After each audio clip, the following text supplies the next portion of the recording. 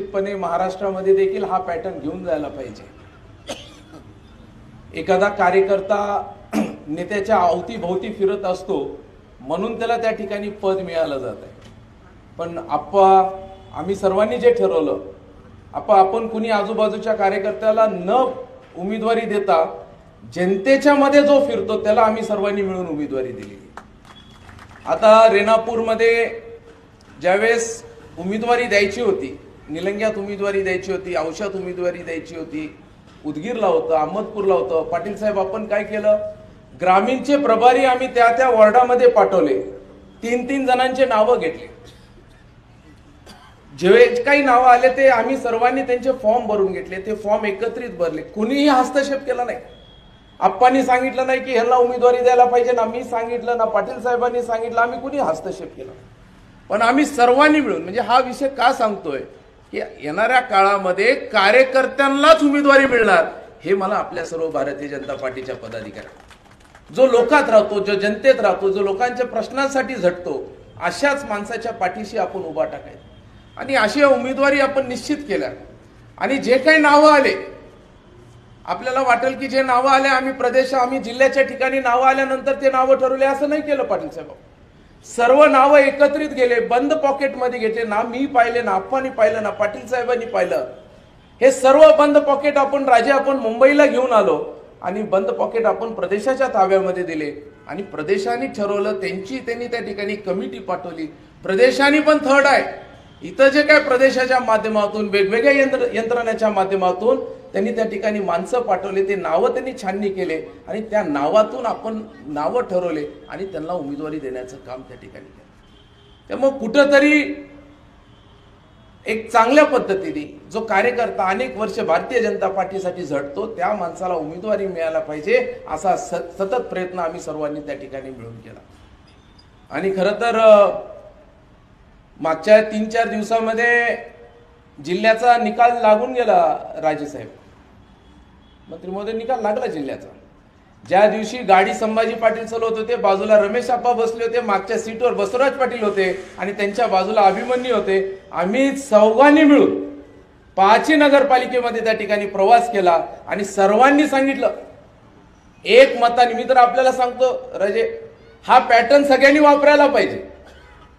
म्हणजे एकत्रित आम्ही सर्वांनी मिळून माझ्या मतदारसंघामध्ये निलंग्यामध्ये भारतीय जनता पार्टीला निवडून द्या, ताकदीने निवडून द्या म्हणण्यासाठी आप्पा आले, अभिमन्यूजी आले, पाटील साहेब आले, औशामध्ये संभाजी पाटील गेले, आप्पा गेले, आम्ही सर्वजण गेले आणि रेणापूरमध्ये आम्ही सर्वांनी गेले।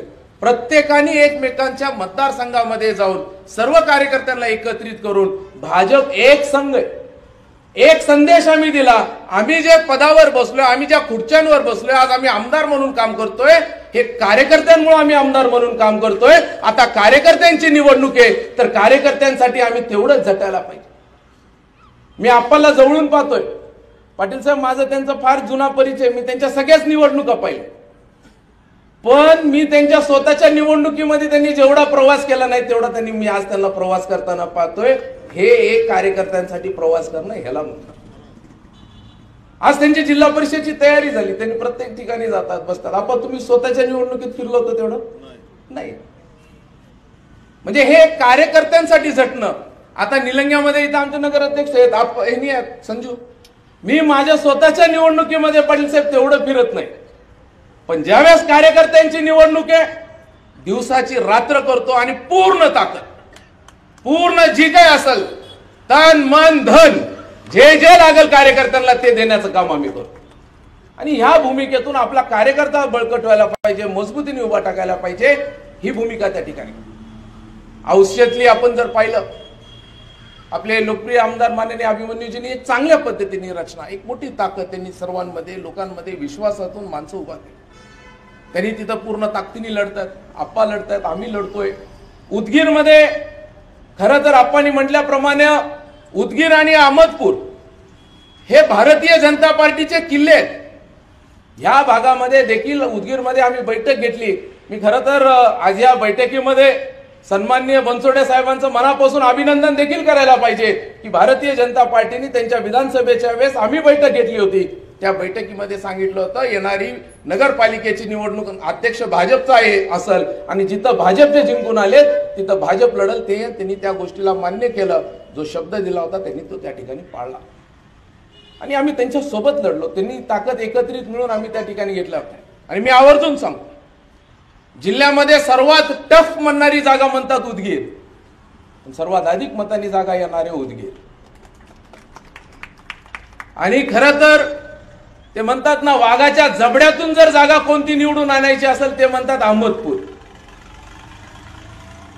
मंत्री महोदय इथं व्यासपीठावर बसणारे जे मंडळी आहेत ना मला आपल्याला पाटील साहेबांना जेवढं राजकारण जमत नाही तेवढं ह्या सर्वांनी जर ठरवलं, दादा विनंती आहे, आमदार साहेब विनंती आहे आणि मालक माझी विनंती आहे आपल्याला,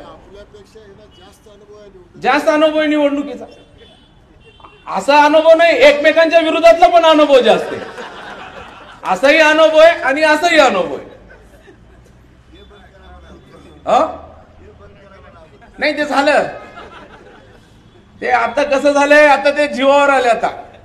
आणि त्याच्यामध्ये त्यांनी दोषी नाही, त्यांची ताकद आहे, पक्षाची ताकद आहे.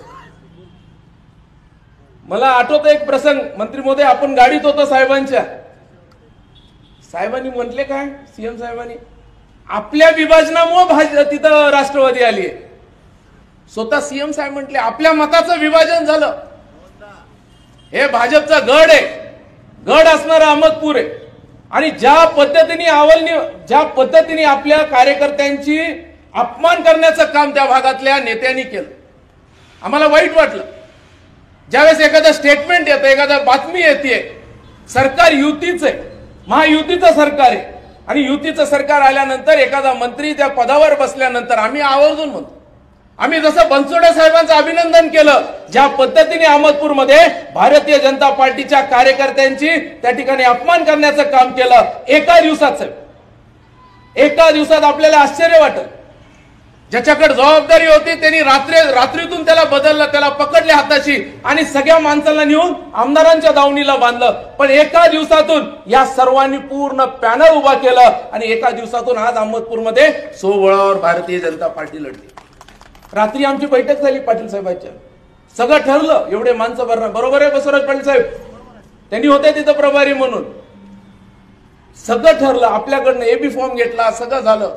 आणि नंतर सगळे एबी फॉर्म घेतले, जाऊन देऊन टाकले काँग्रेसच्या आणि राष्ट्रवादीच्या ताब्यामध्ये. हे चुकीचं झालं सगळं. आणि मी आपली जबाबदारी आहे दादा, कदाचित तुम्ही तुमचा बदला घेऊ नका, खंदाडे साहेब तुमच्यावर झालेल्या गोष्टी हे नाही, मालक तुमच्या बदल झालेला नाही, कार्यकर्त्यांच्या बदल झालेली घटना आहे. ह्याचा बदला तुम्हाला घ्यावा लागेल. भारतीय जनता पार्टीच्या माणसाला निवडून आणावं लागेल. माझ्या अहमदपूरच्या नेत्यांना हात जोडून विनंती आहे, ती जागा आपण निवडून आणा. तुमच्या सर्व भारतीय जनता पार्टीच्या जिल्हा परिषद, पंचायत समिती, आम्ही सर्वजण मिळून जी काही ताकद लागेल, तन मन धन हे अहमदपूरसाठी आम्ही द्यायला तयार आहे. पण फक्त तुम्ही लढायची तयारी दाखवायला, कार्यकर्त्याला खचू देऊ नका, त्याच्या मागे उभा टाका. ज्या पद्धतीने तो कार्यकर्ता लढतोय त्याच्या पाठीशी उभा टाका तुम्ही. आता कुणाचा कार्यकर्ता आहे तिथं? 65,000 तुम्ही घेतले, विनायकरावांनी किती घेतले? तेवढेच मतं घेतले. दोघांची बेरीज केली तर बरीच पुढे जाते. आणि आज भाजपनी आपल्या लोकांनी मतदान केलं त्यांना आणि त्यांनी कार्यकर्त्यांची अवलनिवड जी केली, ज्या पद्धतीने त्यांना वागणूक दिली, हे खरंच चुकीचं आहे. एक ताकदीने, आणि मी तिथल्या प्रत्येक भारतीय जनता पार्टीच्या कार्यकर्त्याला, सर्व नेत्यांना जसं सांगितलंय, गेल्यानंतर ग्रामीणची बैठक बोलवा, चाकूरच्या कार्यकर्त्यांची बैठक बोलवा, तुम्ही अध्यक्ष आहेत बैठक बोलवा. जेवढा काही भाजपचा कार्यकर्ता आहेत त्यांना 10 दिवस अहमदपूरच्या बाहेर यायचं नाही. जी काही ताकद असेल, किमान 10,000 कार्यकर्ते येऊ शकतात का नाही तुमच्या 4-5 हजार? सगळ्यांची 5 जिल्हा परिषद आहे चाकूरमध्ये, 5च्या 5 भाजपचे. सर्वांनी ताकदीने तिथं उतरा आणि तुम्ही काळजी करू नका, 5च्या 5 भाजप लढणार आहे. एकही जागा आम्ही कोणाला देणार नाही. आता ताकदीने लढू. साहेब बरोबर आहे पाटील साहेब, नो कॉम्प्रोमाइज. आता कार्यकर्त्यांसाठी कोणत्याच पद्धतीने कॉम्प्रोमाइज नाही. आणि ही ताकद आपल्याला त्या ठिकाणी लावायची. आणि निश्चितपणे परत एकदा आपल्या वैभव आणि त्यांचे नेते कोण आहेत हे जिल्ह्याचे, काय नाव सहकार महर्षी ते कुणामुळे मंत्री त्यांना सांगू ना आता काय मंत्री कुणामुळे झाले. आणि खरंच यांनी येऊन दाखवा, फिरून दाखवा आता इकडं. असं नाही, एकदा एकत्रित बसलो, एका विचाराने एकत्रित बसलो तर त्याच्यामध्ये बदल करायचा नाही. आणि पाटील साहेब, बेमानीला जागा नाही, गद्दारीला आपल्याला माफी नाही. तुम्ही या, आमच्याशी बोला, सत्तेमध्ये म्हणाल तो वाटा देऊ, पण संघटनेमध्ये जराही वाटा तुम्हाला देणार नाही, हे देखील मी आपल्याला सांगतो. संघटना आमची आहे, भाजपची संघटना आहे, कार्यकर्त्यांची संघटना आहे. दिवस रात्र कार्यकर्त्यांनी झिजले याच्यासाठी झिजले. आणि अहमदपूर तर आम्हाला शिकवलं, आम्हाला ज्यांनी कार्यकर्त्यांनी. मुंडे साहेबांचा आवडता मतदारसंघ आहे अहमदपूर.